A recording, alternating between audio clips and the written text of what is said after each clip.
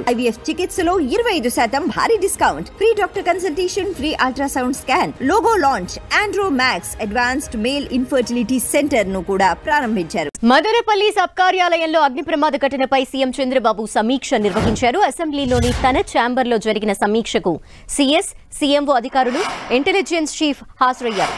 Assigned భూముల files దగ్ధమైనట్టు ప్రాథమిక సమాచారం ఉంది. ఈ వ్యవహారంలో సీసీ ఫుటేజ్ తో సహా మొత్తం వివరాలు బయటకు తీయాలని సీఎం చంద్రబాబు ఆదేశించారు. దీంతో మదనపల్లికి డీజీపీ బయలుదేరి వెళ్లారు. దీనికి సంబంధించిన డీటెయిల్స్ అందించేందుకు మా ప్రతినిధి విజయచంద్రన్, రవిచంద్ అలాగే మురళి కూడా సిద్ధంగా ఉన్నారు. ముందుగా రవిచంద్, సీఎం ప్రత్యేక సమీక్ష జరిపారు ఈ అంశానికి సంబంధించి. ఈ నేపథ్యంలో మరి అధికారులు అక్కడికి చేరుకున్నారా?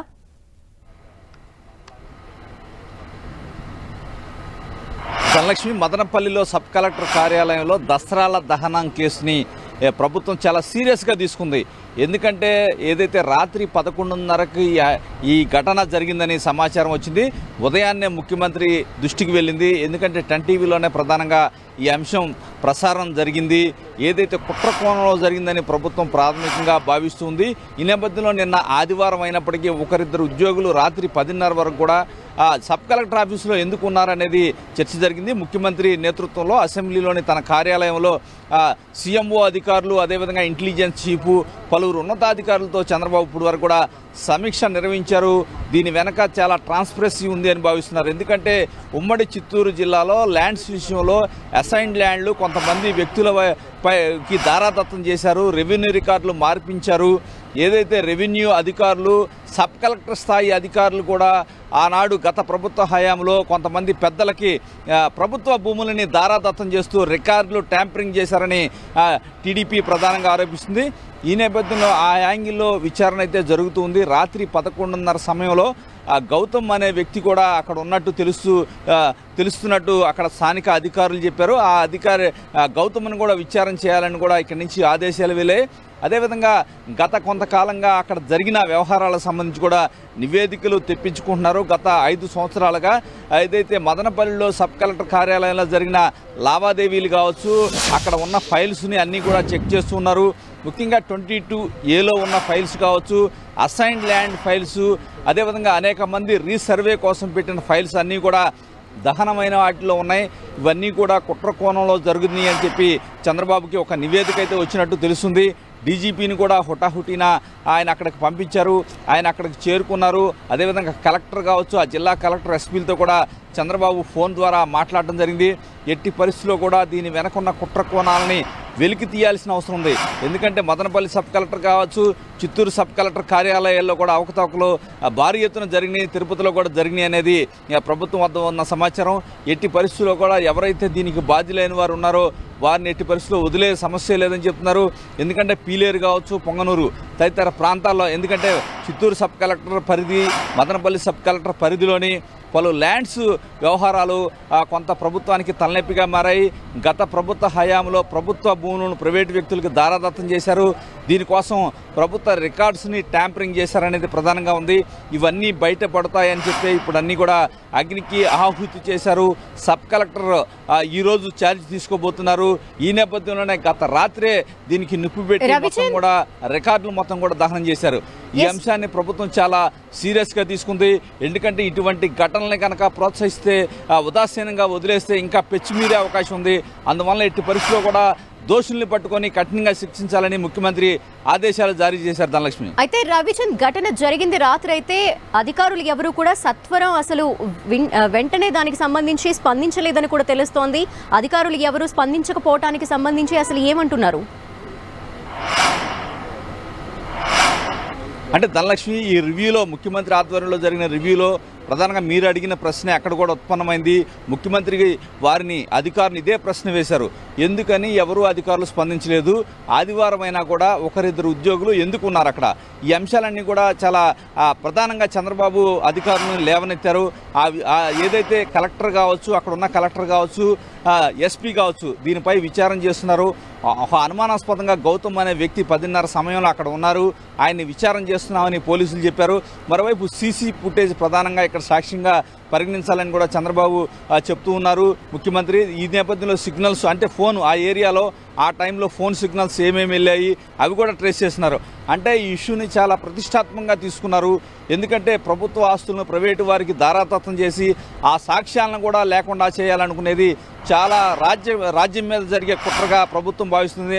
అందుకే ముఖ్యమంత్రి చంద్రబాబు చాలా సీరియస్గా రియాక్ట్ అయ్యారు.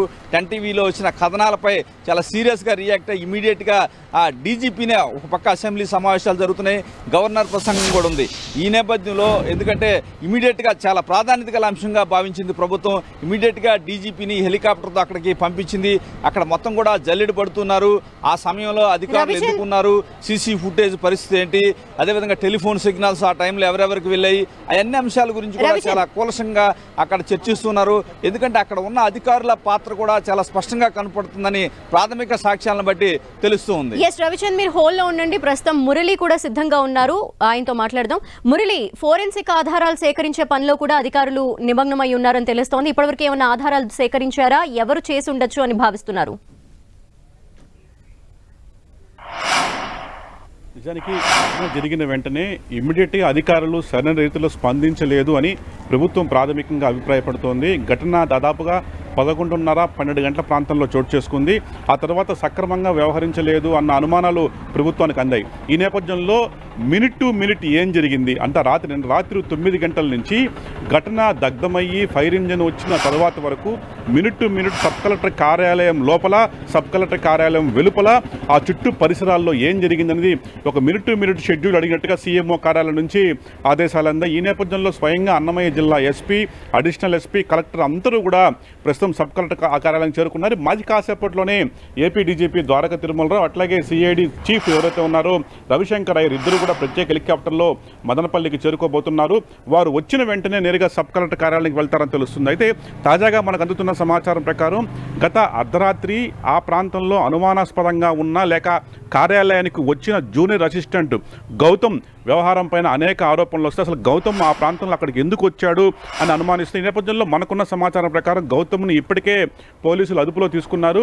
నువ్వు అర్ధరాత్రి వేళగా, పైగా ఆదివారం, పైగా సెలవు రోజు అర్ధరాత్రి వేళ అక్కడ నువ్వు ఎందుకు వెళ్ళావని ఇప్పటికే జూనియర్ అసిస్టెంట్ గౌతమ్ని ప్రశ్నిస్తున్న సమాచారం ఉంది. నిజానికి నిన్న రాత్రి అక్కడ సాధారణ వాచ్మ్యాన్ విధుల్లో ఉన్నారు. అయితే ఆయన కేవలం మంటలు ఒక్కసారిగా లోపల అగ్ని ప్రమాదాన్ని గుర్తించి వెంటనే ఉన్నతాధికారుల సమాచారంతో ఫైర్ సిబ్బంది రావడం జరిగిపోయింది. కానీ అప్పటికే జరగాల్సిన నష్టం చాలా జరిగిపోయాయి.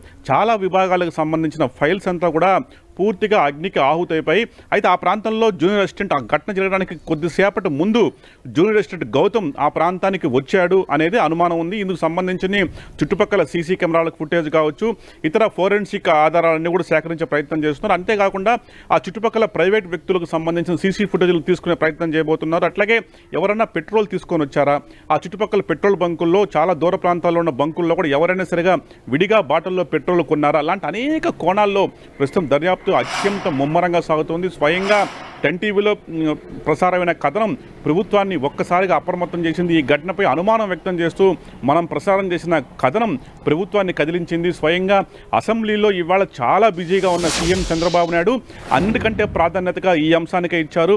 అప్పటికప్పుడు ఉన్నపలంగా ఆయన సీఎస్, డీజీపీలతో ఉన్నత స్థాయి సమీక్ష సమావేశం జరిపి మదనపల్లి పత్రాల దగ్ధం వ్యవహారాన్ని అత్యంత సీరియస్గా తీసుకుని ఉన్నపలంగా ఏకంగా డీజీపీనే ఘటనా స్థలానికి పొమ్మన్నారంటే ప్రభుత్వం ఈ వ్యవహారాన్ని ఎంత సీరియస్గా తీసుకోవచ్చు. అయితే అసలు ఏం జరిగి ఉంటుంది అనేది ఇప్పటివరకు అంతు చిక్కని అంశం. అయితే కాలిపోయింది మాత్రం భూపత్రాలు, అంటే ల్యాండ్ రికార్డ్స్కి సంబంధించిన పత్రాలే బాగా కాలిపోయాయి అని దాదాపుగా కన్ఫర్మ్ అవుతుంది. ప్రధానంగా మనకు తెలుసు మదనపల్లి రెవెన్యూ డివిజన్ పరిధిలో గత 5 ఏళ్లలో పెద్ద ఎత్తున భూ సంతర్పణ జరిగింది.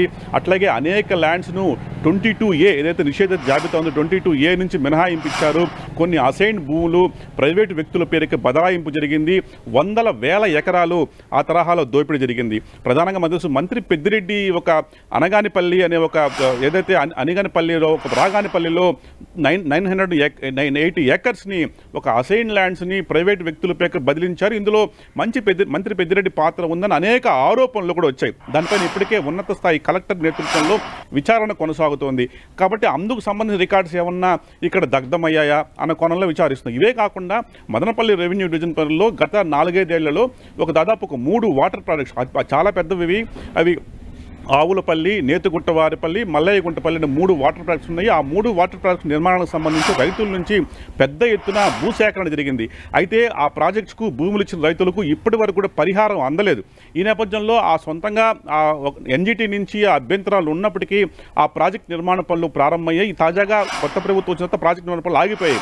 కానీ అందుకు సంబంధించిన భూసేకరణ రికార్డ్స్ కూడా ఇవాళ దగ్ధమై ఉంటాయేమోనన్న అనుమానాలు వ్యక్తమవుతున్నాయి. మొత్తంగా రైతుల భూములకు సంబంధించిన రికార్డ్సే పెద్ద మొత్తంలో దగ్ధమయ్యాయి, అగ్నికి ఆహుతి అయిపోయాయని తెలుస్తుంది. నిజానికి కాసేపట్లోనే మదనపల్లి సబ్ కలెక్టర్గా మేఘస్వరూపు బాధ్యతలు స్వీకరించాల్సింది. ఐఏఎస్ అధికారి అయిన 2 రోజుల క్రితమే ప్రభుత్వం ఆయన ఇక్కడ నియమించింది. సరిగ్గా ఆయన రాబోతున్న ఒక 5-6 గంటల ముందే ఈ ఘటన ఇంత పెద్ద అగ్ని ప్రమాదం చోటు చేసుకోవడం అనేక అనుమానాలకు తావిస్తోంది. ప్రభుత్వం కూడా ఏమాత్రం ఈ విషయాన్ని లైట్గా తీసుకునే పరిస్థితి లేదు. మనం చూస్తున్న గడిచిన నెల రోజులుగా అనేక ప్రభుత్వ కార్యాలయాల్లో అర్ధరాత్రి వేళ అగ్ని ప్రమాదాలు జరుగుతున్నాయి. అనేక పత్రాలు దగ్ధమైపోతున్నాయి. ఎలా మంటలు చెలరేగుతుందో తెలియట్లేదు. మొత్తం మీద రికార్డ్స్ కాలిపోతున్నాయి. ఈ అన్ని ప్రమాదాలతో పోల్చుకుంటే ఇవాళ మదనపల్లి సబ్ కలెక్టర్ కార్యాలయం జరిగింది అతిపెద్ద అగ్ని ప్రమాదం. ఇందులో అత్యంత విలువైన డాక్యుమెంట్స్ అగ్నికి ఆహుతయ్యాయి. ఈ నేపథ్యంలోనే ప్రభుత్వం దీన్ని ఏమాత్రం లైట్గా తీసుకోకూడదన్న ఉద్దేశంతో అత్యంత సీరియస్గా ఏకంగా డీజీపీ స్థాయిలోనే విచారణ జరిపిస్తుందంటే ప్రభుత్వం ఈ విషయాన్ని నిగ్గు తేల్చే ప్రయత్నం చేస్తుంది. మొత్తంగా నిన్న రాత్రి ఏం జరిగిందో మినిట్ టు మినిట్ తనకు అప్డేట్ ఇవ్వాలంటూ సీఎంఓ కార్యాలయం ఇక్కడ జిల్లా ఉన్నతాధికారులు అడగడం జరిగింది. ఆ మేరకు రిపోర్ట్స్ కూడా పంపిస్తాం. మరోవైపు ఏదో సబ్ కలెక్టర్ ఆవరణలో వామపక్షాలు ఇతర పార్టీ నేతలంతా కూడా పెద్ద ఎత్తున ఆందోళన చేస్తున్నారు. ఎవరైతే రికార్డ్స్ని కాల్చివేశారో వారిని కఠినంగా శిక్షించాలంటూ కూడా వాళ్ళు డిమాండ్ చేస్తున్న పరిస్థితి ఇక్కడ కనిపిస్తోంది. Thank you Murali. ఇక రవిచంద్, ప్రస్తుతం ఈ ఘటనకు సంబంధించి ప్రభుత్వం ఎటువంటి యాక్షన్ ప్లాన్ తో ముందుకు వెళ్తోంది?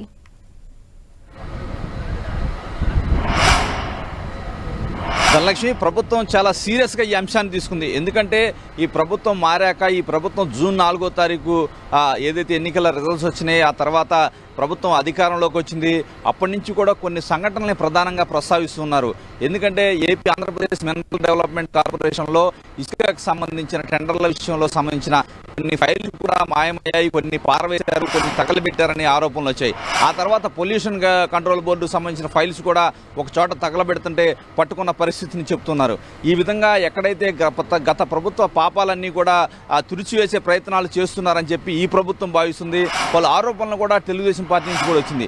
ఈ నేపథ్యంలోనే వీటిపై ఒక కన్నేశారు. అన్ని చోట్ల కూడా ఎక్సైజ్ విషయంలో కూడా ఒక కన్నేసి గత ప్రభుత్వంలో ఏ అవకతవకలు జరిగినాయని ఈ ప్రభుత్వం భావిస్తుందో వాటిపై ప్రత్యేక దృష్టి పెట్టారు.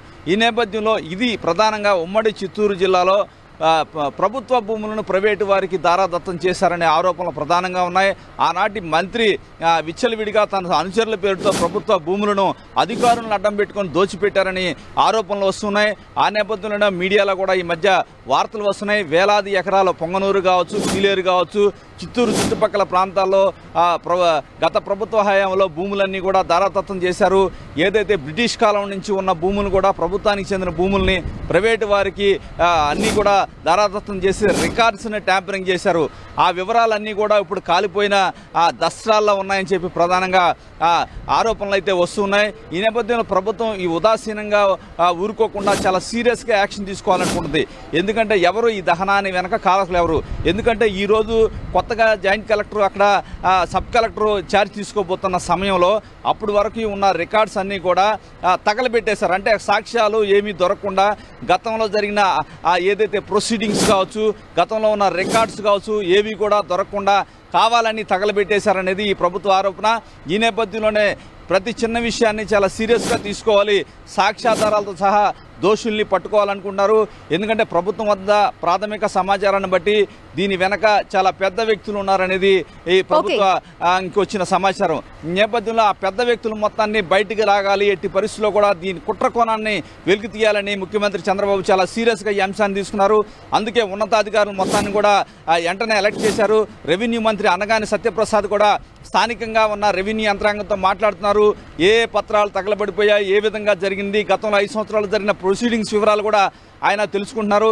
ఎట్టి పరిస్థితుల్లో కూడా దోషులను కఠినంగా శిక్షిస్తాం, దీని వెనకున్న పెద్దవారి పాత్ర కూడా బయటికి తీస్తామని వీరంతా కూడా ప్రభుత్వం తరఫున ఒక మెసేజ్ అయితే బయటికి ఇస్తున్నారు. Thank you Ravichand.